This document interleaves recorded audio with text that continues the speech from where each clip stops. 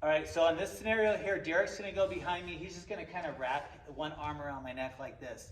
The tendency for a lot of people is just like, they gotta get away, right? Or they go like this and they try to flip them, which may or may not work, right? And that is a drill, but we're not gonna do that drill right now. What we're gonna do in the variation is, instead of worrying about trying to get out this way, it's not gonna get out of here. This is still locked in. I can't break through his forearm. I could break through his hand area over here perhaps, or try to get the fingers out. But number one, you want to buy yourself some time to do this move. So a lot of times try to get your chin down, sometimes even spitting to get the saliva there. And then I try to bring the hands underneath you. And this is just to buy myself time, because now it still aggravates me because he's pushing into my shin, but he's not blocking out my carotid, right? Or pushing into my Adam's apple there.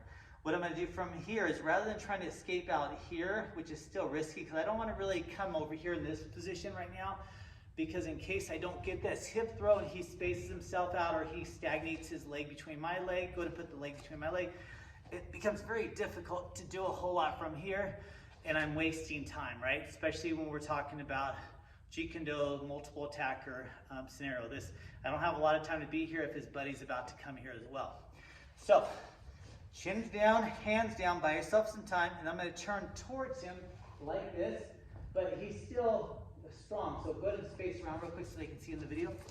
So just by me turning towards him, look how much space I've created. Now I have plenty of time to breathe. Before I go back a step, see here, it's all the way against me. If he squeezes a little bit, go ahead, I'm gone. I have to buy myself time. It's still pretty tight there on the chin, so if I lift up my neck, he's just gonna grab it and bite it tighter. But as I turn toward him, look what happens. I change the V on his, and the V lowers automatically, because before it was up here. Just by me turning towards him, this elbow ends up going against my chest because it's right here, and I could breathe all day long. So once I'm here, I'll show you from the start again.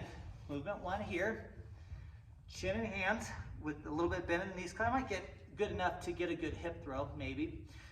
Then I'm going to turn towards him, and immediately I'm going to drop my weight because it throws him or her off balance. A lot of times you just tuck the head out from underneath. Show you from the other side, and then we'll change the angles. So again, what we're not doing is we're not going out here, because he still has got two hands, and the bite can be detrimental from here. Plus he'll lean me back, and I'm in big trouble. So chin in, hands here. I go into the opponent, and then already look at this elbow. Keep the elbow here, make sure it's not going up here, and I got plenty of air, plenty of space. I'm gonna drop my weight because I want Derek to lift up my 190 pounds. Right now he's not lifting anything, right? It's just my strength against his strength. But as soon as I drop down, boom, see, he's off balance, and then I can work him from the ground, take my hands out, do whatever finish is deemed necessary at that point. So that's from that view. I'm going to do it from this view here. So Derek grabs around, chin in, hands grab, turn toward him. Now I'm facing you, and you see all this gap. Plenty of time to buy here.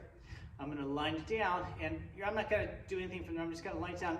Notice how far. Go ahead and try to stand up.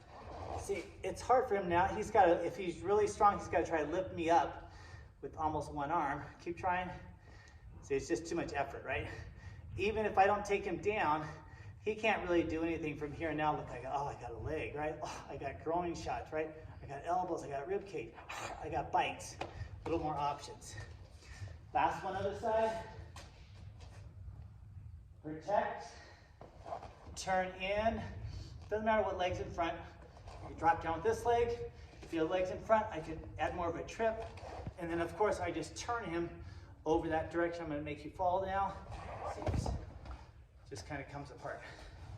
So nothing works all the time, but practice it with a few scenarios and add them a little bit more pressure each time.